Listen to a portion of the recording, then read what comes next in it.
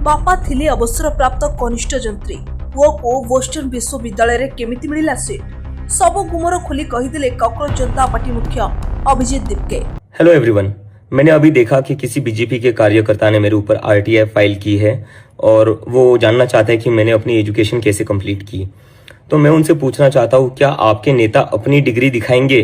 मैं अपना scholarship letter और एजुकेशन लोन का लेटर दिखाने के लिए तैयार हूँ। क्या आपके नेता उनकी असली डिग्री दिखाएंगे?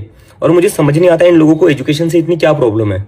अगर कोई आम घर का लड़का बॉस्टन यूनिवर्सिटी में जाकर पढ़कर आ गया तो इससे इन लोगों को तकलीफ क्यों हो रही है? आप लोग एजुकेशन के इतने खिलाफ क्यों हो? बापा को दरमा थिला कम बोस्टन ने केमिति मिलिथिला सीट चांचल्यकर खुलासा कले सीजेपी प्रतिष्ठाता। एमिति लागुची जेमिति देश रे आंदोलन जुग शेष हैला और राजनीतिर झड़ आरंभ हैला।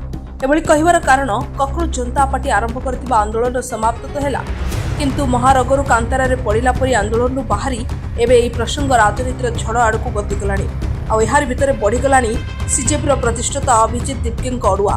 अभिजीत एबे निजर विदेशी शिक्षा परिवार आर्थिक उत्स को नहीं बदर सम्मुखीन होती। बद सेतबेले कलैला जितेबाला सूरटर जड़े आईटीआई कर्मकर्ता महाराष्ट्र सरकार अन्यान्य कर्तृपक्ष निकट में अभिजीत परिवार आर्थिक स्थिति को नहीं तदंत दाबी करथिले।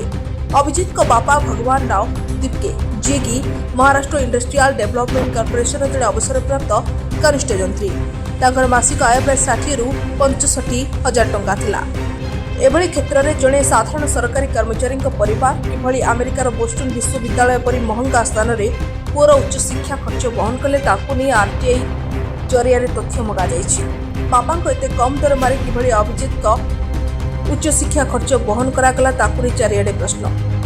इस समस्त अभियोग दृढ़ जवाब दे अभिजीत दिपके स्पष्ट कर अमेरिका पाठपढ़ा कौन पैतृक संपत्ति कला टंका द्वारा नुहे बर बोस्टन विश्वविद्यालय मिलता स्कॉलरशिप और एजुकेशन लोन माध्यम संभव जो ऋण को से वर्तमान पर्यंत परिशोध करमतीक से समय स्कॉलरशिप कागजपत्र सर्वसाधारण सामना रखिंट।